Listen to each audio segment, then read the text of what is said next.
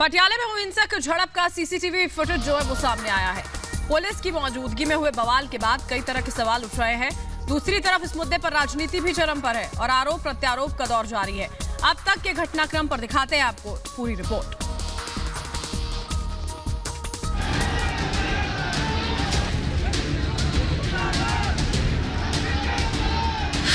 पटियाला हिंसा का मास्टरमाइंड कौन?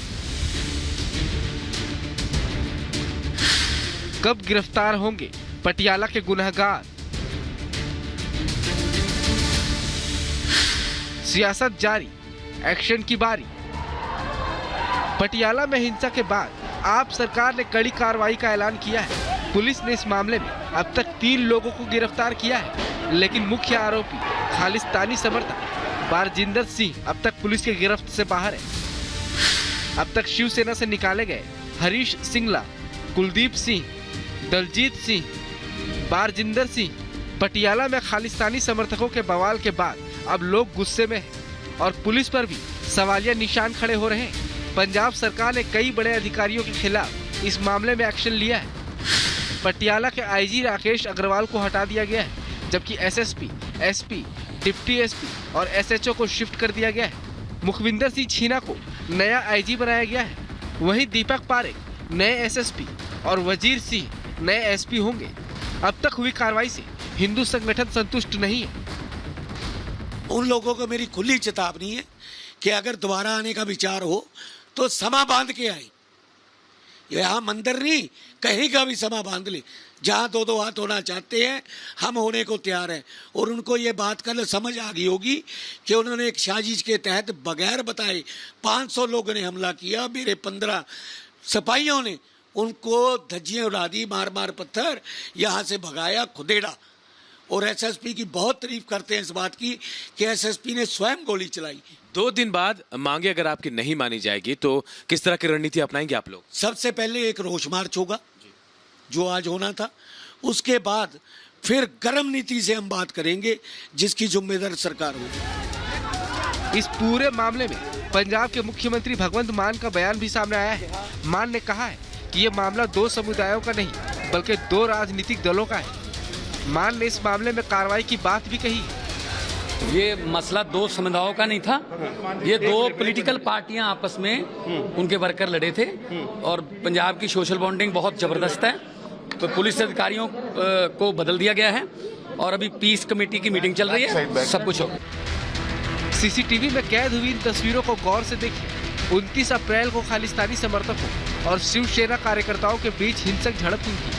पटियाला के काली माता मंदिर के पास हुई हिंसा की सीसीटीवी तस्वीरों में साफ देखा जा सकता है कि कैसे पुलिस की मौजूदगी में ये लोग तलवारें लहरा रहे हैं। अब सीएम मान भले ही इसे 2 पार्टियों के बीच टकराव बता रहे हैं, लेकिन बीजेपी इस मुद्दे पर हमलावर है। पंजाब के कानून व्यवस्था किसके हाथ में है?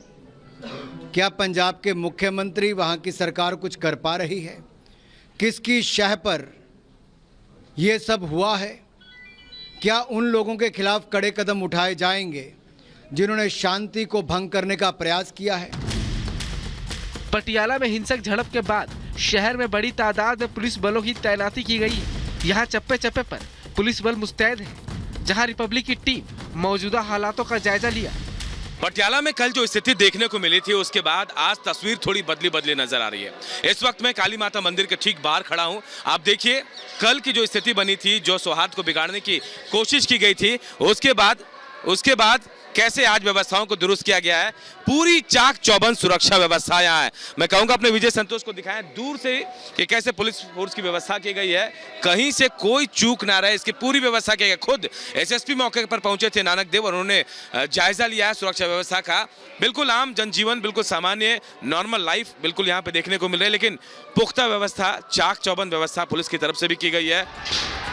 आप सरकार तमाम दावों के बीच अब भी कई सवाल अनसुलझे हैं। आखिर इस बवाल के पीछे किसका हाथ था? क्या ये पंजाब को हिंसा की आग में झोंकने की साजिश थी? क्या ये सरकार और पुलिस की लापरवाही के चलते हुआ? ये वो सवाल है जिनके जवाब खोजे बिना इस मामले की तह तक पहुंचना संभव नहीं है। Bureau report, Republic Bharat. और अब बात करते हैं विपक्ष विपक्ष की बुलडोजर सियासत की। असदुद्दीन ओवैसी ने एक बार फिर से बुलडोजर के बहाने बीजेपी पर निशाना साधा है। ओवैसी ने कहा कि जहां बीजेपी सरकार है वहां पर रूल ऑफ लॉ नहीं, रूल ऑफ बुलडोजर है।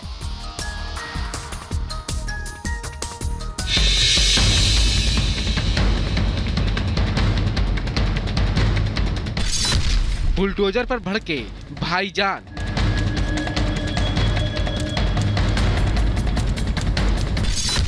योगी के बुलडोजर से ओवैसी नाराज।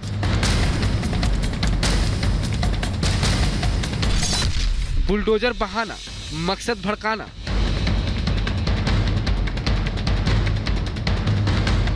उत्तर प्रदेश में माफियाओं और अवैध निर्माण पर योगी का बुलडोजर पूरी रफ्तार से चल रहा है, लेकिन यही बुलडोजर अब विपक्ष की आंखों की किरकिरी बन गया है। जैसे जैसे अवैध निर्माण गिरते जा रहे हैं, विपक्ष का पारा चढ़ता जा रहा है। अखिलेश तो पहले से ही बुलडोजर के खिलाफ बयान दे रहे थे, अब असदुद्दीन ओवैसी ने भी मोर्चा खोल दिया है।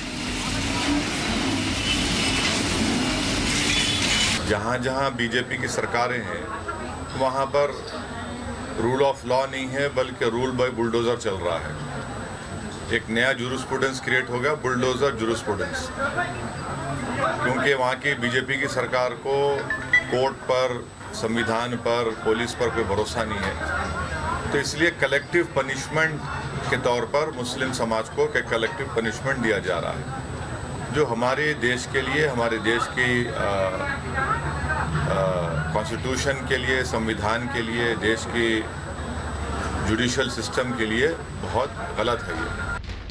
ओवैसी शायद भूल गए कि बुलडोजर किसी आम आदमी के घर पर नहीं चला।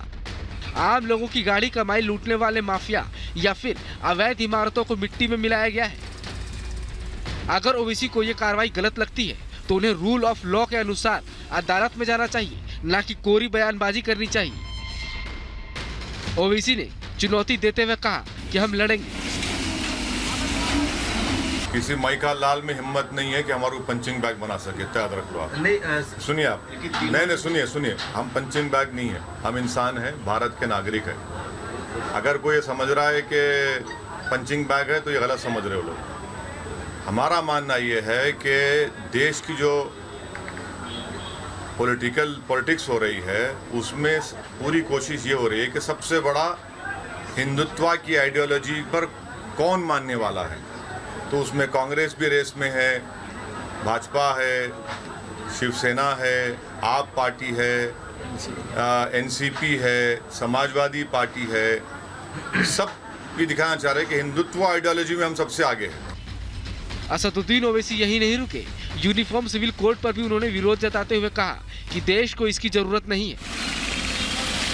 यूनिफॉर्म एंड कॉमन कोड में जमीन आसमान का फर्क है कि दया बागा स्कूल ऑफ थॉट रहेगा, मिताक्षरा स्कूल ऑफ थॉट रहेगा, बताओ हमारे को।